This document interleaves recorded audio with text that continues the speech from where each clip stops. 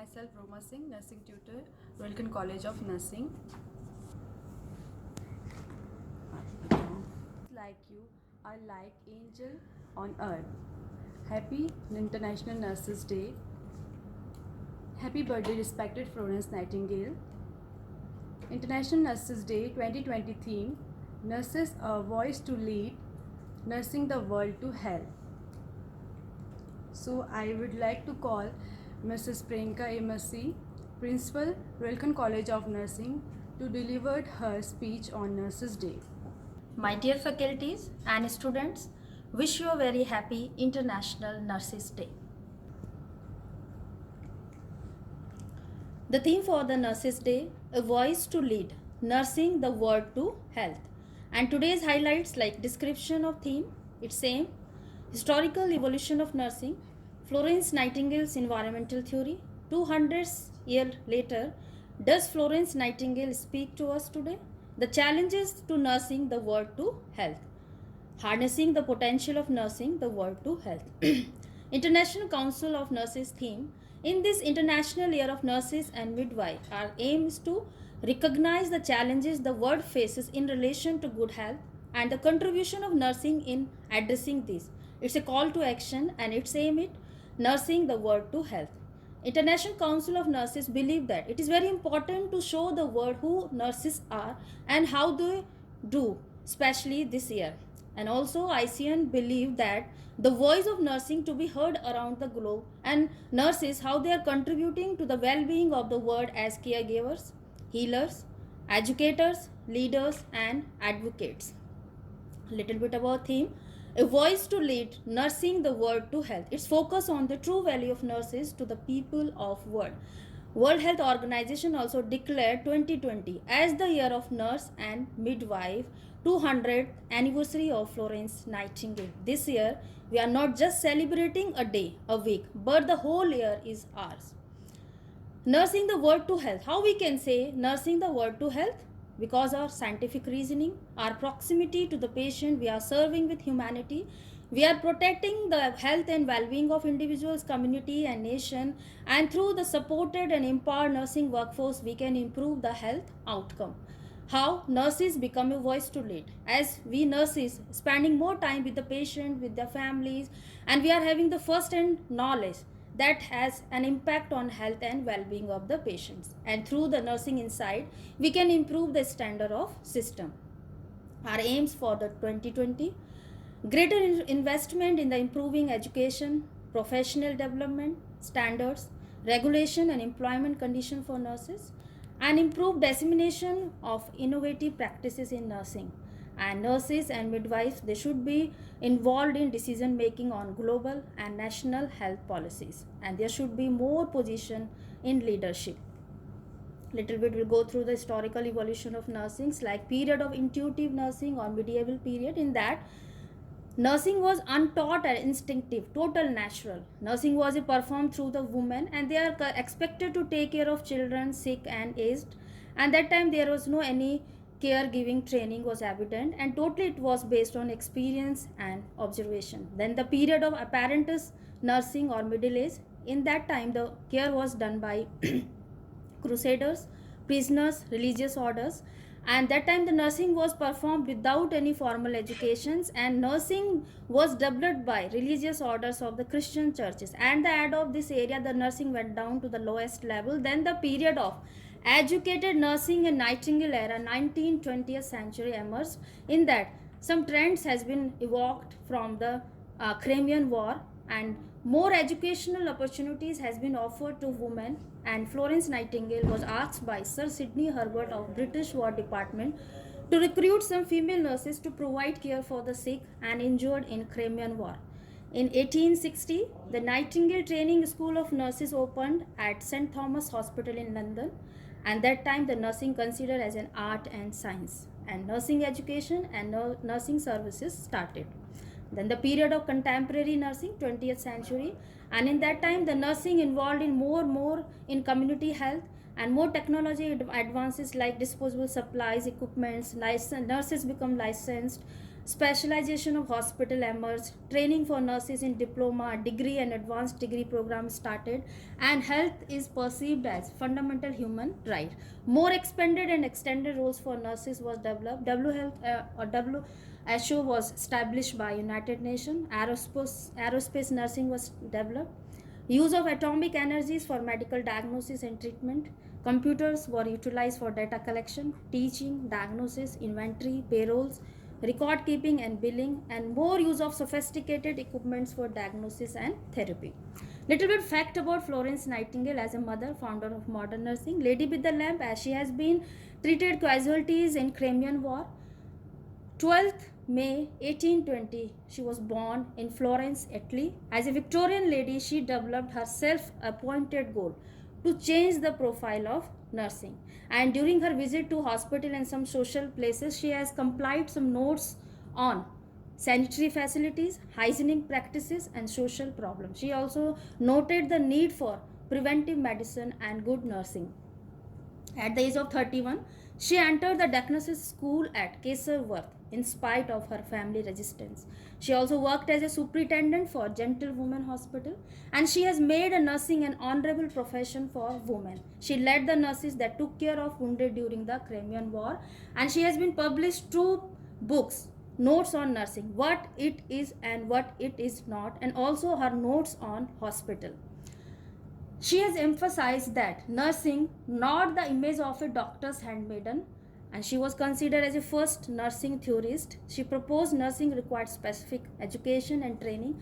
As a statistician, she used bar and pie chart. 12th May. Every year we are celebrating International Nurses Day in respect to her contribution to nursing. 13 August 1910, she died.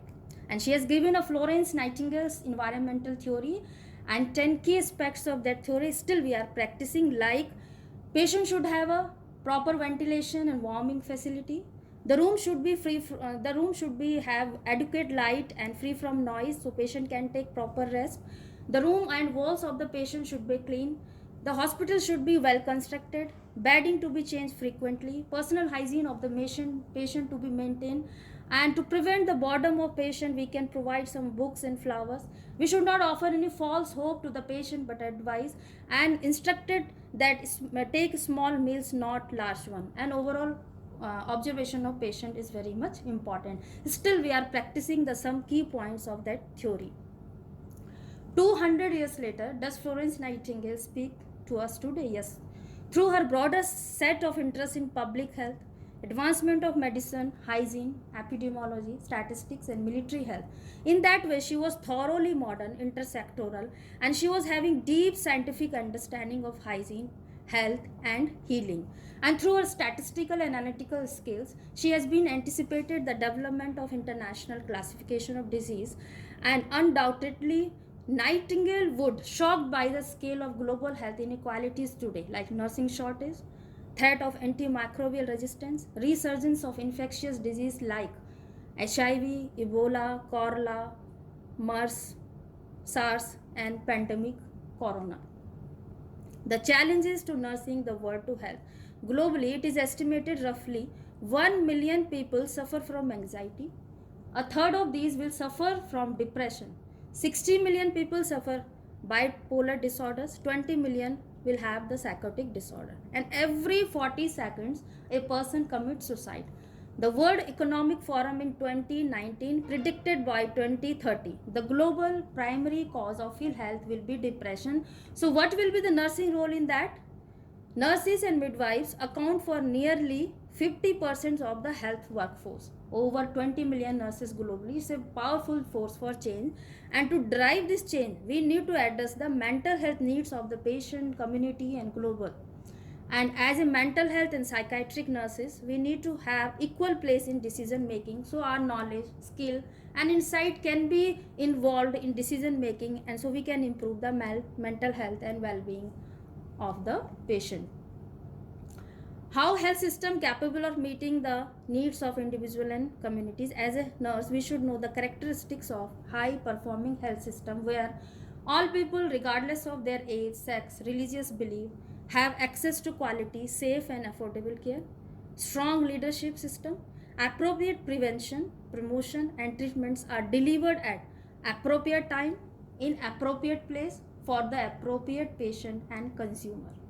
Clinicians should use the technology to more accurately diagnose and treat illness and deliver care, and the staff should be sufficient, fairly distributed, and competent. And the patient should be involved in the treatment plan, new cost effective delivery model to be used, and health services are delivered safely with a minimum waste of resources. How the nurses work in divided communities and unequal world. Health inequalities, power imbalances, and injustice exist between the wealthy and poor, healthy and unhealthy, and educated and uneducated. So in that way, the nurses should meet all the aspect of the health, like social, emotional, and physical needs of the patient. And nurses, they are the hope at the end of life. They are providing palliative care, they are providing dying patient care, they are maintaining the dignity and comfort of the patient. As a nurses, we are doing the right things to meet the health needs of the people we are serving. So whether as a leader, we are meeting the demands to deliver better health services, we are providing the right sorts of services in the right place and right ways, are our care are appropriate, accessible, safe, clinically effective, and whether we are satisfying the people needs, whether we are providing valued based healthcare. It's concentrated on patient, individual, communities, and of course cost. And to achieve valued based healthcare, we should follow 5 rights, like the right care by the right provider at the right time, in the right place, at the right cost. Harnessing the potential of nursing the world to health. How we can use the potential of nursing the world to health through our leadership at macro level, personal and interpersonal continuous education, at macro level, organization and political understanding, through the partnership and collaboration in and outside of health worker. We must identify current and future opportunities for collaboration. We should engage in leadership, scholarship, policy and practice to improve health outcomes for communities.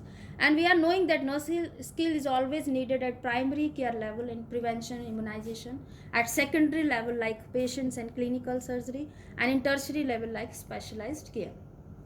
We should know how to work in safe care environment. What is safe care environment? It's a very good environment in which evidence-based clinical practices are implemented with the high degree of reliability. It is totally focused on patient-centered, and the staff workload is divided with their responsibility.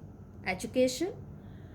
It is projected that additional 40 million health workers job will be generated by 2030, while at the same time 18 million shortage of health workers and shortfall of 9 million nurses by that time. So we have to increase both the quality and quantity of nurses in the field of education, in the field of practice.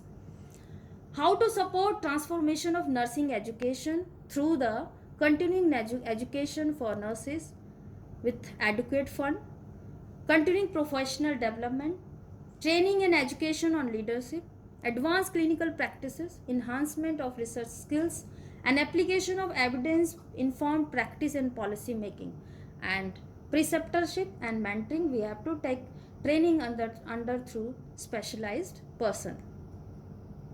And there should be interprofessional relationship to be maintained between education and practice to ensure patient client safety and quality of care. So that way we can shape the nursing profession to in response to complex environment.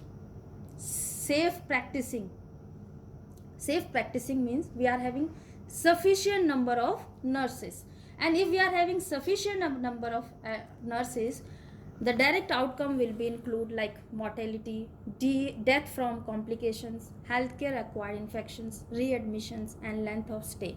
So International Council of Nurses recommends that national nursing organization, they should work with government to promote safe staffing policy implementation and research to evaluate these policies. Harnessing the potential of technology to improve health outcome. Today technology like videoing to observe patients, vein funding tools like assisting IV cannulization, smart stethoscopes to capture and analyze heart sounds, and 3D printing to develop new medical equipments like cast, electronic health records for recording of patient information. So as the technology continue, the nurse must be involved in the design, development, implementation, application, and research for new technology. How the health system can prevent nurses from leaving the health profession, as we are knowing that nurses, they are leaving the health profession due to the lack of recognition of the profession, due to poor working conditions, heavy workloads and culture, moral injury, broken health system, and conflicting demands between work and family. So how we can reduce the nursing turnover? Through the improving job satisfaction, effective identification with professional team members, trustful and supportive interpersonal relationship, high cohesion of nursing team members, effective communication, and role clarity. The objective should be shared and physician nurse collaboration for decision making, early career preparation, and support and provision of opportunities.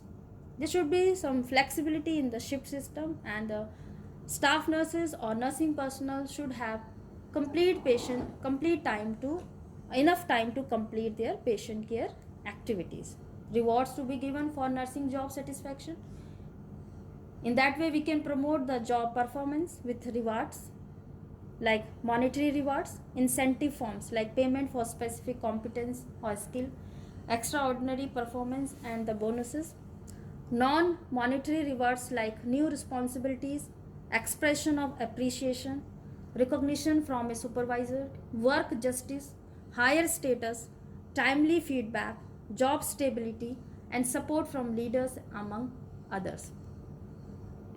How can we build the workforce capacity? What is workforce capacity? It is to ensure alignment of nursing supply with demand required by health system to create a sustainable nursing workforce.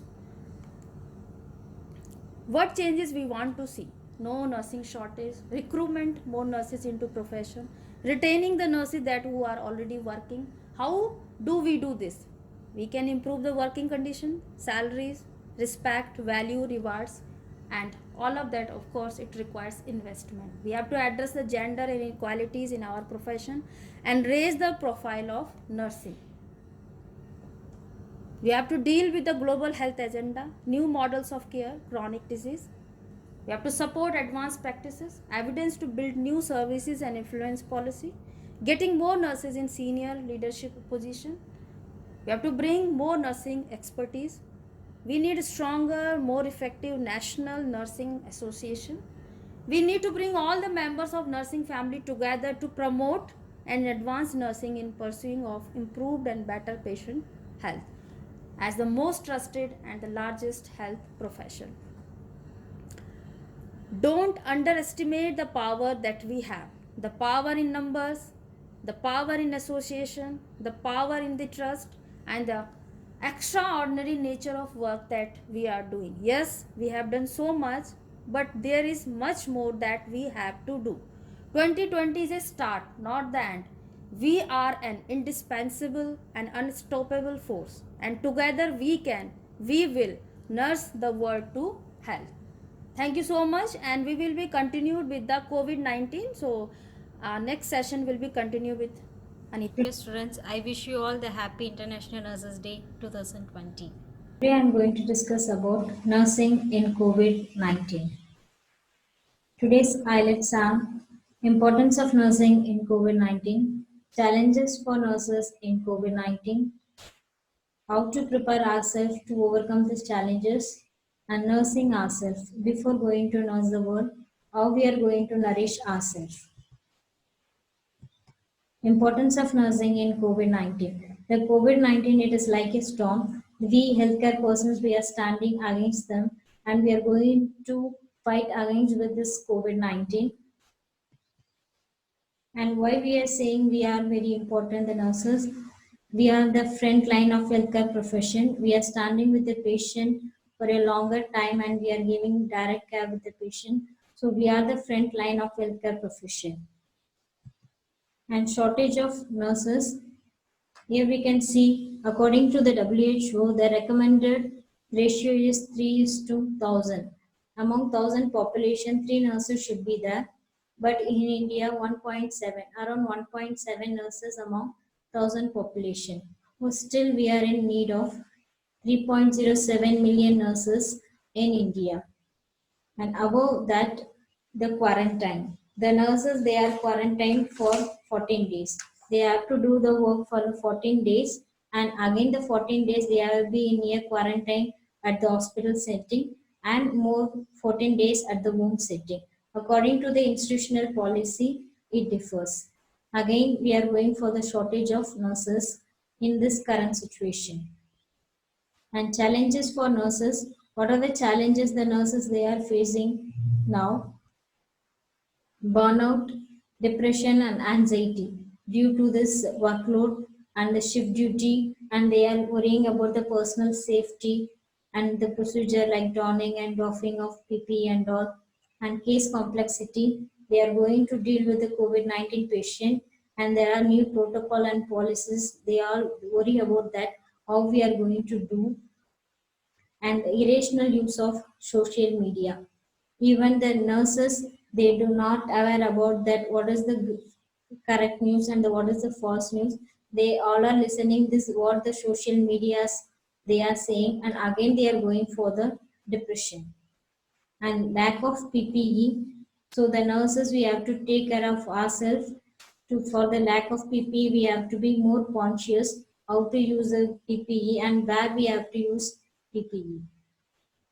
And there are some side effects of PPE like redness is present, the rashes is present, and erythema. This and all it is present because they are wearing the PPE for a longer time. And risk of exposure, we nurses they are taking our life as a risk, and we are taking care of ourselves, others. How to overcome. So how to overcome this problem and the challenges? First we have to prepare ourselves.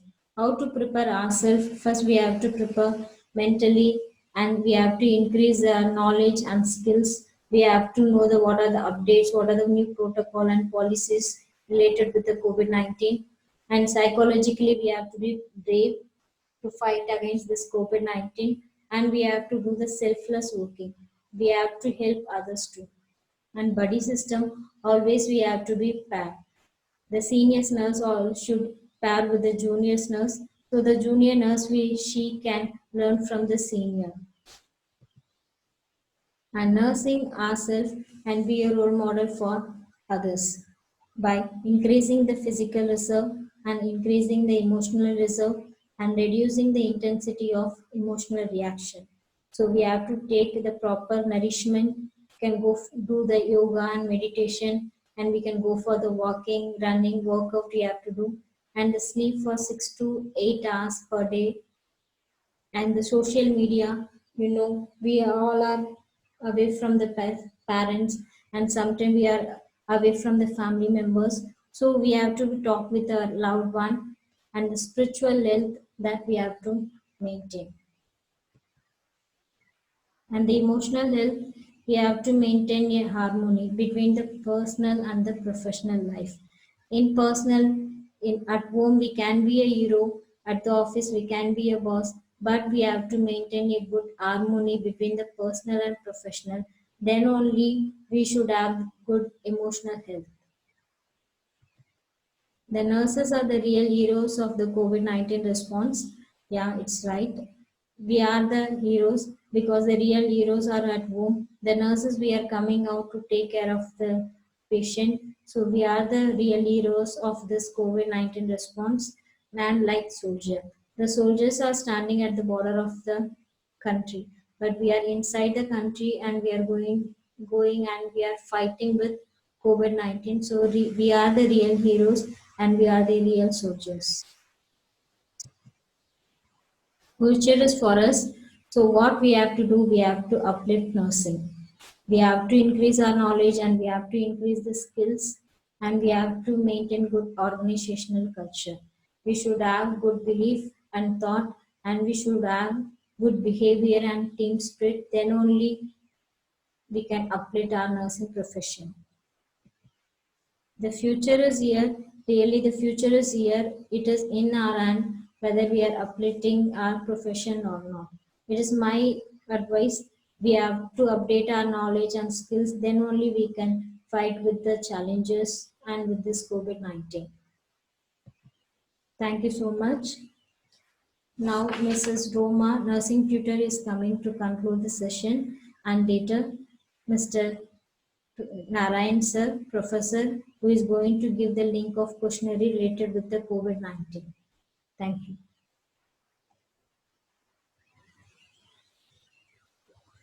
Thank you, Principal Ma'am and Vice Principal Ma'am, for wonderful speech. Now I would like to request all of you to stand up for nurses' prayer. A nurse's prayer. Give to my heart, O Lord, compassion and understanding. Give to my heart, hands, skills, and tenderness. Give my ears the ability to listen. Give to my lips words to comfort. Give to me, Lord, strength for this selfless service and enable me to give hope to those I am called to serve. Amen. Thank you.